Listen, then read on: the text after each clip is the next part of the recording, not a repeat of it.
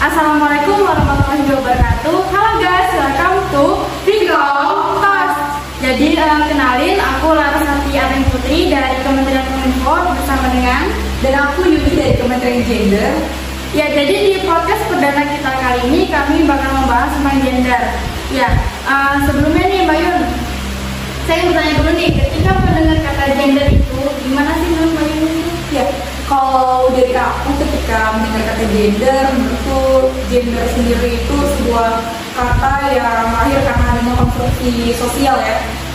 Gender itu bukan perbedaan antara laki-laki dan perempuan, tapi gender itu karena adanya konstruksi sosial yang melekat dan itu melekat. Jadi contohnya nih, perbedaan perempuan dan laki-laki. Kalau anak laki-laki mainnya main bola, sedangkan anak perempuan main boneka.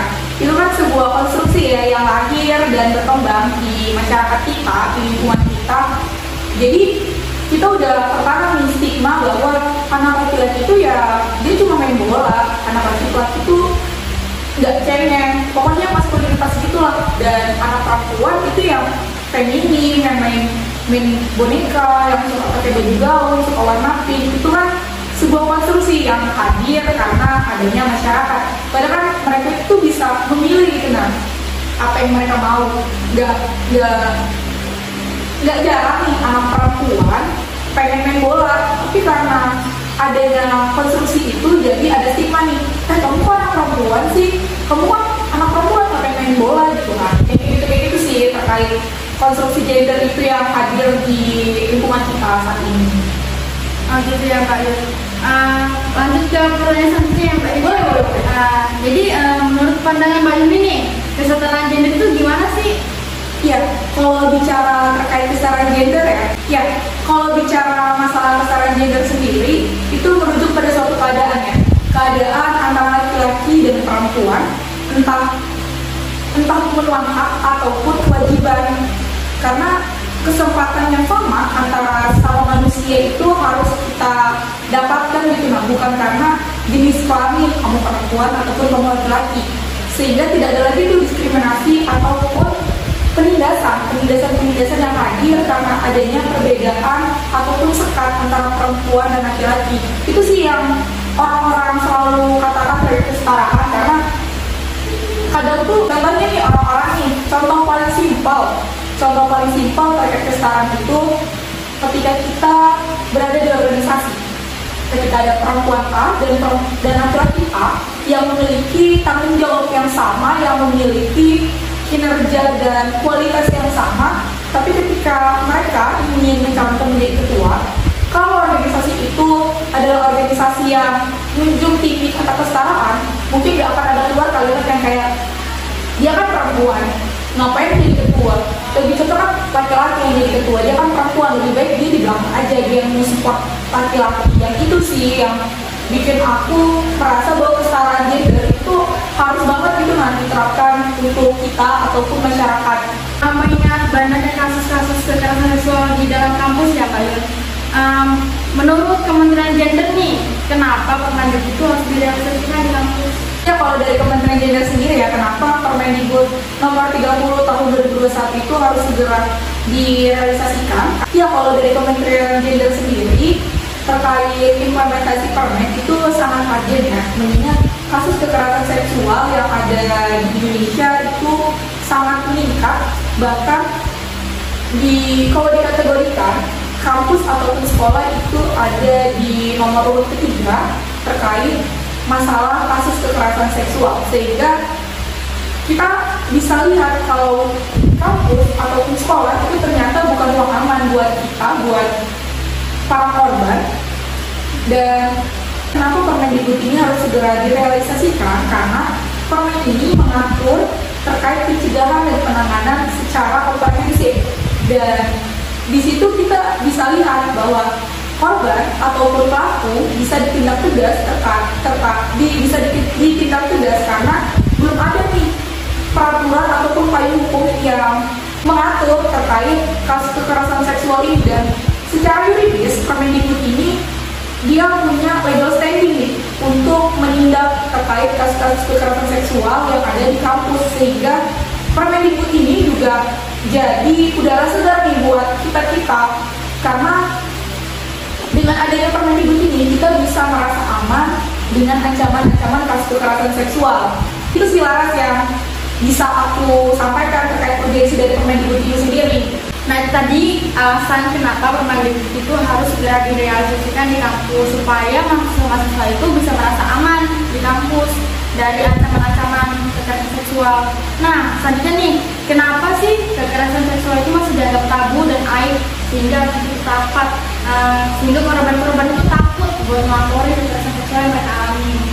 Ya, sedih sih sebenarnya kalau dengan itu ya, tapi ini pertanyaan yang menarik karena kita tahu kalau kasus-kasus kekerasan seksual itu banyak banget. Kasus-kasus kekerasan seksual itu udah kayak gunung es, banyak tapi hanya puncaknya aja yang kelihatan, dan nggak semua orang mesti terkait apa yang dia dapatkan atas perlakuan tidak mengenakan, atas kekerasan yang dia alami kayak gitu kan. Dan di Catahu tahun 2019 itu ada ngeriset bahwa sebenarnya ada 3 jenis kasus kekerasan seksual yang paling banyak nih terjadi di lingkungan kita. Itu ada pencabulan sekitar 1.136 kasus, dan ada pemerkosaan sekitar 362 kasus, dan pelecehan seksual sekitar 394 kasus. Itu yang dirilis di Catahu di tahun 2019, dan di tahun 2021 jumlah kekerasan terhadap perempuan itu meningkat di angka 2.220 berdasarkan usia 13 sampai 17 tahun. Hingga di tahun 2021 nih, jumlah kekerasan terhadap perempuan itu kian meningkat di angka 2.220 itu berdasarkan usia 13 sampai 17 tahun. Sedangkan di usia 6 sampai 12 tahun itu ada 1.242 kasus yang terjadi kekerasan terhadap perempuan. Di situ kita bisa lihat karena tabunya kasus kekerasan seksual, sehingga orang-orang itu tidak mau melakukan pencerdasan terhadap anak-anaknya, tidak mau mengedukasi, sehingga anak-anak yang usia belia, di usia dini, itu dia nggak tahu ketika dia mendapatkan perlakuan kekerasan atau pencabulan, dia tuh nggak tahu kalau itu tuh udah termasuk perilaku yang salah, sehingga dia diam aja. Padahal kalau kita bisa mengedukasi terkait kasus kekerasan seksual, hal itu bisa kita cegah. Ketika kita mengajak anak kita, ketika kamu disentuh tanpa persetujuanmu, itu kamu bisa menolak, kamu bisa teriak dan sebagainya. Itu kan udah salah satu pencegahan.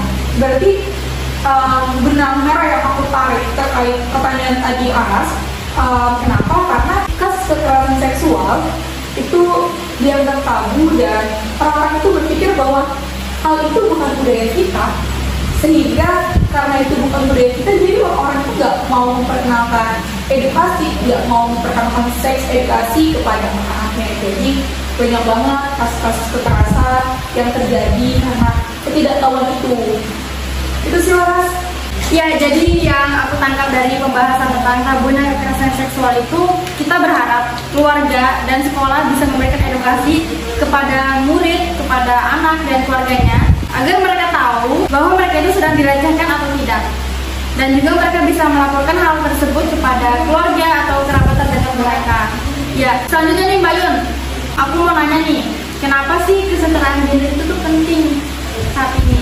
Ya, seperti yang aku katakan tadi, kalau kesetaraan gender itu perlu adanya demi mencegah adanya diskriminasi sebagai makhluk hidup. Kita sebagai manusia tidak bisa melakukan sekat ataupun pembatasan terkait kesetaraan gender itu sendiri. Kita nggak bisa membatasi seseorang berdasarkan jenis kelamin. Ketika lawan jenis kita ataupun aku sebagai perempuan ini berkembang, maka jangan sampai ada diskriminasi yang hadir membuat aku tidak bisa maju gitu kan. Itu yang selalu aku tanamkan terkait kesetaraan gender, karena aku gak mau tuh ada sekat ataupun pembatas terkait jenis kelamin. Nah, yang terakhir nih Mbak Yun, kan Mbak Yun ini udah naik nih sebagai Menteri Gender. Nah, ada nggak sih tokoh yang menginspirasi Mbak Yuni di dalam hal gender ini? Kalau bicara tokoh, bingung ya, karena berarti kita harus bersuri tauladan nih sama satu sosok nih. Aku sedikit kebingungan kalau ditanya terkait tokoh yang menginspirasi, tapi kalau yang terbesit di otakku ketika ditanya seperti itu mungkin Raden Ajeng Kartini kali ya, karena kita lihat karena adanya Kartini kita bisa belajar, kita bisa membaca. Aku membayangkan kalau dulu tidak ada perjuangan Kartini, aku nggak bakalan bisa berdiri di sini. Mungkin sekarang aku hanya bisa di rumah, mengurus rumah. Mungkin aku nggak bisa membaca sampai sekarang kalau tanpa adanya Raden Kartini ya. Bisa lihatlah perjuangan perempuan pada zaman itu. Dia adalah perempuan yang sebenarnya dia bisa belajar. Dia salah satu perempuan iklan lah ibaratnya. Makanya dia bisa menulis, dia bisa membaca, bahkan dia mengirim surat kepada teman-temannya di luar. Itu kan sebuah kemajuan. Namun itu tidak bisa didapatkan oleh wanita-wanita lainnya karena itu hanya bisa didapatkan oleh bangsawan pada saat itu. Kalau tidak ada perjuangan dari Kartini, aku tidak akan belajar. Dan Kartini itu salah satu perempuan yang pemikirannya maju menurutku pada zaman itu. Kita bisa lihat bahwa dia membuat buku Habis Gelap Terbit Terang. Itu kan sebuah kemajuan pada zaman itu. Perempuan belum ada yang bisa dibaca, tapi dia sudah bisa membuat buku. Dia sudah punya relasi ke teman-temannya, hingga dia bisa membuat sebuah sekolah gitu kan. Ya, keren aja gitu. Kita lihat seorang bangsawan yang seharusnya dia hidup enak nih, tapi dia mau berjuang, dia mau melawan penindasan terhadap perempuan sehingga perempuan saat ini udah bisa maju. Itu sih menurutku terkait tokoh yang menginspirasi. Memang sih Raden Ajeng Kartini ini banyak banget menginspirasi wanita-wanita di Indonesia, termasuk Mbak Yuni sendiri ya. Ya jadi itu tadi adalah pembahasan gender bersama Mbak Yuni. Makasih banget kepada Mbak Yuni atas kesempatannya hari ini. Padahal Mbak Yuni sibuk banget loh guys, karena lagi ada yang harus diselesaikan.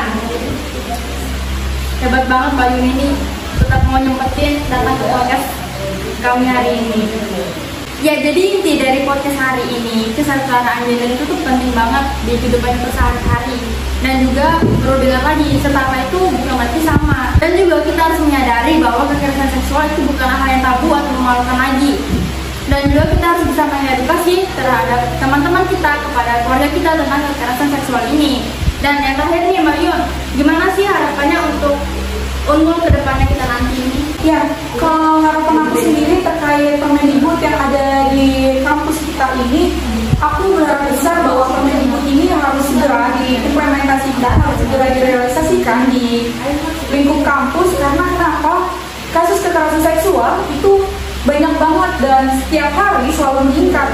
Dan keresahanku adalah jangan sampai adanya kasus di Unmul dan kita nggak tahu nih gimana harus menanganinya, mengingat Permendikbud ini udah disahkan sedari 31 Agustus ya, 31 Agustus tahun lalu. Dan sekarang udah tahun 2022, tapi pengimplementasian ini belum segera disahkan. Sehingga besar harapanku bahwa pihak kampus harus segera mengimplementasikan Permendikbud ini secara terbuka bagi mahasiswa. Itu sih yang aku harapkan dari Permendikbud ini sendiri. Ya jadi itu adalah harapan-harapan dari Mbak Yuni untuk Unmul ke depannya. Kalau dari aku sendiri sih, semoga Unmul bisa menciptakan ruang aman di kampus untuk mahasiswa-mahasiswanya untuk belajar dan mencari ilmu di kampus tercinta ini. Yang mungkin untuk podcast kali ini itu aja dari kami. Terima kasih sekali lagi buat Mbak Yuni udah menemani aku di sini membahas gender. Nah aku tadi juga belajar banyak sih. Apalagi tadi udah disebutkan ya, korban-korban pelecehan seksual itu ada berapa, dan itu bahkan belum mereka yang tidak melaporkan ya Mbak Yuni ya, itu cuma mereka yang melaporkan. Iya bener banget. Masih banyak orang-orang yang masih takut gitu ya buat melaporkan. Kalau misalnya semua lapor itu udah berapa, itu gila banget sih angkanya, pasti Udah terhingga. benar. Ya jadi mungkin itu aja dari kami. Terima kasih sebelumnya sudah mau menonton Vkom Talks Fisip Podcast dari Defisit Unmul tahun 2022 kali ini. Terima kasih. Wassalamualaikum warahmatullahi wabarakatuh. See you next time.